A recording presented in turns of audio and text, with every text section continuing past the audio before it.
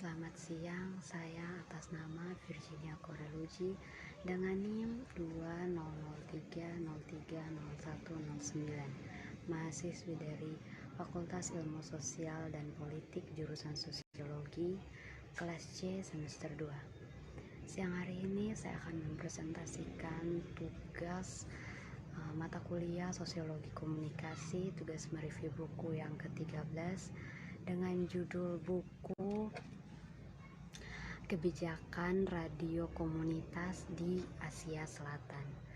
Nah, tugas ini akan saya presentasikan dalam bentuk parodi. Sebelum saya memparodikan isi buku atau tugas ini, saya akan menjelaskan sedikit tentang isi buku yang saya review, yaitu Kebijakan Radio Komunitas di Asia Selatan. Oke, langsung saja. Studi tentang pembuatan kebijakan media sangat memuaskan dan setara menantang. Semakin banyak pusat penelitian dengan fokus kebijakan media membuat orang percaya bahwa usaha itu layak. Heran, ada kekurangan fokus yang lebih berkelanjutan pada salah satu yang lebih penting dalam bidang penelitian komunikasi, yang merupakan studi tentang betapa pentingnya aktor non-negara sebagai media diatur secara internasional dan nasional oleh perbatasan dan proses pembuatan kebijakan untuk aktor tersebut.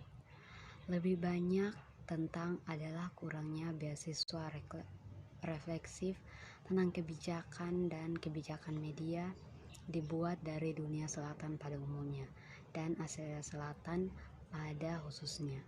Sebuah wilayah dengan potensi pertumbuhan yang luar biasa dan jurnal yang sama-sama tidak stabil menjadikan Asia Selatan penting untuk setiap studi media, sejarah komunikasi, dan penelitian media penuh dengan studi tentang pertanian dan penyuluhan, pengembangan film dan studi budaya yang berbasis di wilayah tersebut. Demikian penjelasan singkat tentang isi buku tersebut. Berikutnya saya akan memparodikannya. Selamat menyaksikan. Weh, lu ini apa? Kerja tugas yang kemarin Pak kasih tuh. Tugas yang mana? Oh, kemarin Pak, ini ada kasih kotong tugas nih. Belum tua masuk pikun. Ada semua kemarin tuh Pak kasih tugas. Itu tuh Pak kasih kotong judul, tinggal kotong uraikan saya itu judul. Oh, tugas yang itu. Kira tugas apa kok? Sudah, ini loh kerja habis ini. Bongkar mana? Lu sudah aku bilang. Oh, baik suka lalu sudah. Ini lu pun tentang apa? Itu sudah sih.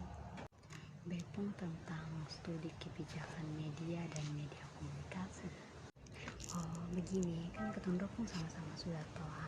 Coba lu jelaskan Bepom beta, nanti be jelaskan lagi Bepom pilu. Oke, supaya ketemu saling batal satu pungal. Oke, penasaran sih Bepom. Ya, itu juga kalau tambah wawasan begitu . Oh boleh juga, bagus loh kalau begitu. Nah, be jelaskan Bepom duluan nih. Studi kebijakan media dan media komunikasi. Studi tentang kebijakan media berakar pada pasca Perang Dunia Kedua. Penelitian media telah dilihat sebagai instrumen yang menyertai tawaran. Hanya dalam 1,5 dekade terakhir, orang dapat melihat kebijakan media penelitian mulai berkembang di Eropa dan Amerika Utara. Di non-barat seperti Asia Selatan misalnya, penelitian kebijakan media mulai diidentifikasi dengan negara dan prioritas nasionalnya. Pada awalnya dan dengan program tersebut, globalisasi dan penyebaran industri budaya setelah tahun 1990-an Istilah kebijakan media kemudian dikaitkan dengan kebijakan yang telah diadopsi oleh perusahaan dan organisasi dalam berurusan dengan media. Dengan kata lain, sebuah organisasi akan membuat kebijakan media sebagai bagian dari aktivitas hubungan masyarakatnya dan berinteraksi dengan media. Selanjutnya, penelitian di lapangan berusaha untuk melihat bagaimana media massa mempengaruhi kebijakan politik atau kebijakan publik menjadi arena lain yang mengasosiasikan dirinya dengan istilah tersebut. Ini mencakup dan melewati representasi penelitian di media untuk mempengaruhi berbagai publik kebijakan di berbagai lintas bidang. Sebagai bidang penelitian yang berdiri sendiri, hanya studi kebijakan media yang mendapatkan tanah baru-baru ini. Terletak seperti di persimpangan global studi media, studi pemerintahan dan penelitian kebijakan publik. Seperti skenario, sekarang tepat untuk merenungkan dan menggambarkan kontur luas bidang kebijakan media. Nah, kira-kira tuh begitu tuh. Nah, sekarang boleh jelaskan Lupung beta. Lupung lumayan banyak cuy. Oke, sekarang gue jelaskan Bepung tuh tentang masalah definisi. Itu juga masih ada berkaitan sih dengan judul. Jelaskan nih. Masalah definisi.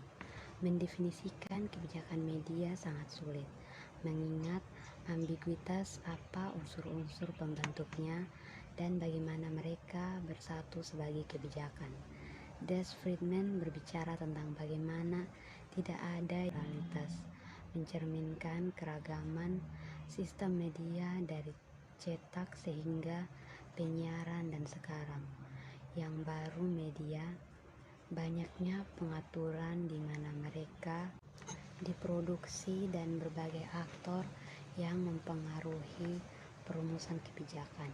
Media kebijakan paling bantal, kata Friedman, istilah umum untuk merujuk pada cakupan luas wacana dan metode yang mempengaruhi fungsi media. Itu juga tidak secara akurat mendeskripsikan peraturan heterogen secara berlapis-lapis. Sandra Brahman menjelaskan atau membahas apa yang dia sebut sebagai masalah definisi. Perhatikan makna yang berkembang dari frasa kebijakan media. Brahman selanjutnya menyoroti parameter kunci untuk menentukan kebijakan media pada abad ke-21.